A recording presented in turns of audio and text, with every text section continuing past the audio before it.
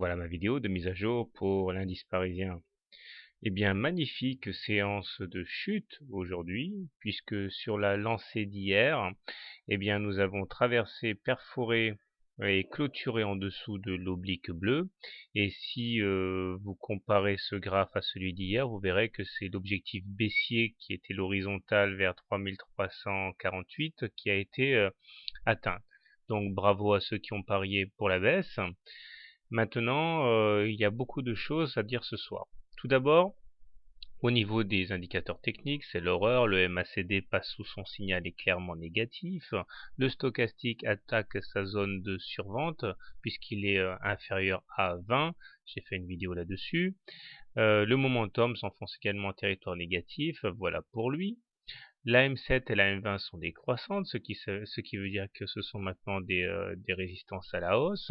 Et puis un comble de bonheur, hein, comme je le disais hier, la M7 et la M20 ayant traversé, enfin la M7 ayant croisé la M20, eh bien on a des milliers, des dizaines de milliers de traders baissiers qui sont arrivés narines-au-vent, et les squales se sont jetés sur les indices et lui ont réglé son compte. Très bien.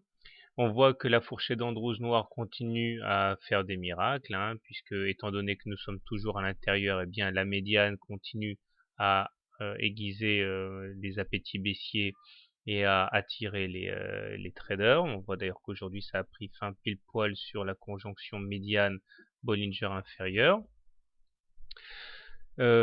Parfait. Dernière chose, vous remarquez que là, il y a eu un gap, c'est-à-dire qu'entre le plus bas d'hier et le plus haut d'aujourd'hui, il y a eu une absence de cotation, c'est-à-dire que on n'a pas réussi à faire au mieux de la journée aussi pire, passez-moi l'expression, qu'hier. Donc ça, généralement, ça peut constituer une résistance. Ça peut donc être aussi un objectif haussier. Prochain support, eh bien voilà, les 3287, et il vaudrait mieux qu'on les casse pas. Alors ce qui m'intéresse aujourd'hui, c'est surtout le scénario haussier qui pourrait se dessiner. Je ne dis pas que je suis favorable à ce scénario, ni même qu'il a ma préférence, mais ça peut être intéressant pour pas se retrouver complètement pris au dépourvu. Alors, si vous êtes dans l'humeur de regarder une petite vidéo, je vous renvoie à ma vidéo sur les épaules tétépaules sur mon site didactique. Et vous voyez que là, nous avons une première épaule, une tête et une deuxième épaule ici en inversé.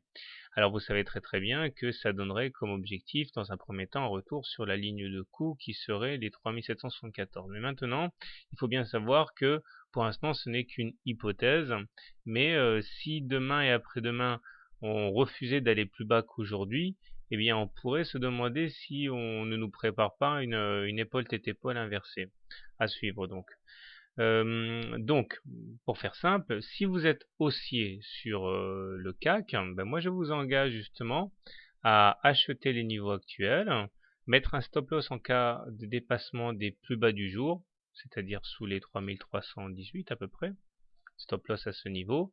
Objectif, dans un premier temps, le comblement du gap à 3408 et après, pourquoi pas aller retourner ce objectif haussier. N'oubliez pas que le marché adore aller là où ça fait mal. Maintenant, si vous êtes plutôt baissier sur le CAC, et franchement on ne vous en voudra pas, vu la dynamique actuelle, eh bien si vous n'êtes pas déjà entré baissier, je pense que le mieux à faire est d'attendre éventuellement un retour sur les 3410 pour entrer baissier, ou alors, beaucoup plus risqué, vous rentrez baissier sur les niveaux actuels, mais vous risquez d'avoir un tir de barrage lorsqu'on atteindra les 3292. Voilà, donc clairement, tout milite pour la continuation de la baisse, tout sauf la formation en épaule-tête-épaule qui risque de réserver des surprises. Voilà, je vous souhaite une bonne soirée, des bons trades et à demain.